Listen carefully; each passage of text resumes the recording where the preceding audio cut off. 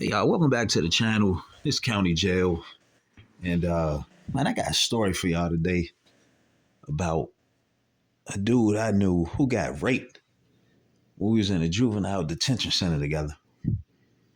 This shit happen all the time, man. It's just that, some people don't talk about it, but I'm about to get right into the story, because I had juvenile life at like 15. So, we was in one of the toughest juvenile detention centers in probably America. And that was right here in Washington, D.C. But this place was in Laurel, Maryland, and it was called Oak Hill. So my partner, right, he was on the unit or whatever. And, everybody went out on the compound because we had a compound back then. So they went out for rec on the compound or for chow or whatever they did that day. And he ended up being the only one left behind. You know what I'm saying? Him and the two other guys.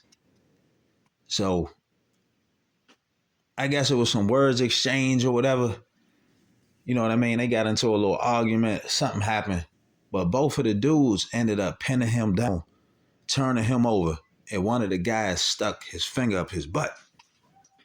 Now, that's a serious violation. Now, he wasn't violated with, the third leg. He was violated with a finger. But that's still being raped, man. You know what I mean? And that followed him everywhere he went. Just imagine being young like that. And, you got a reputation for being out on the street. You got respect for yourself and people respect you. And then you get violated like that. That's something serious to live with, man. So, me and him, we ended up getting shipped out to Newport News, Virginia. It was like a residential treatment facility. So we ended up getting sent there. And another one of our homies came out there who knew about the incident. He knew about the situation. So he came out there, and him and my guy, we're going to call him A, they ended up having a falling out because A ended up switching sides against me because he didn't want his secret out. He felt like he needed to hang out with the other dude, which is P, because he didn't want P to put his business out there. So me and him ended up, distancing ourselves from each other because of that. For a while, I couldn't understand why he was doing that, but I was like, man, P has a deep, dark secret of A that he don't want people to know about. So he feel the need to be extra close to him, so he won't put his business out there. But you know what ended up happening? P ended up putting his business out there, man, and told everybody at the treatment facility what happened to him. So when A's secret got out, everybody knew about it, man. And A was so embarrassed and pissed off that he wanted to take P out the frame, man. Y'all know what I mean by that, read between the lines. I mean, this man exposed his deepest, darkest secret. That's the type of person P was, man. He was the type of guy, if he had some dirt on you, he was going to tell everybody, and he would use it as leverage on you. You know what I'm saying? So a lot of cats who had dirt on their back and P knew about it, they felt the need to get close to him so he wouldn't expose them. So he ended up exposing A, and A was pissed, and him and A got the beefing, but nothing ever materialized out of that beef besides them just not dealing with each other no more.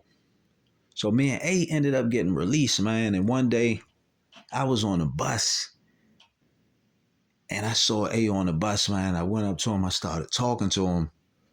And he was telling me that he was going to get P out the frame if he see him in public.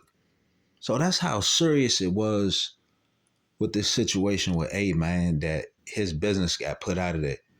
But I say all this to say this, man. Never betray people who really got your back.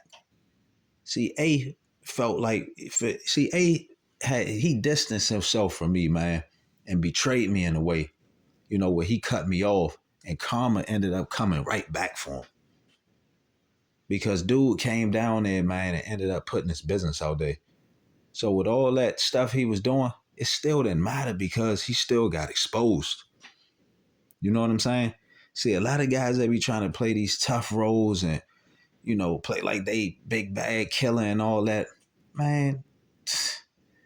It's all a facade, man. When they really get violated and somebody put them hands on them, you find out who people really are. What they really made of. And that ended up happening to dude, man. And I felt some type of way, but I was like, damn, that really happened to you? Yeah, it really happened to him. So it goes down in the juvenile detention centers too, y'all. Stay out, man. Stay out of jail. Stay out of juvenile detention centers. Stay out of the system altogether. Don't get involved in that, man, because there's a lot of stuff that go on behind that wall that some people can't do nothing about, man. And them COs ain't got your best interest. So I just encourage y'all to stay out of the way, pray, and do the right thing. I'm gonna holler at y'all on the next video. It's County Jail. Like and subscribe.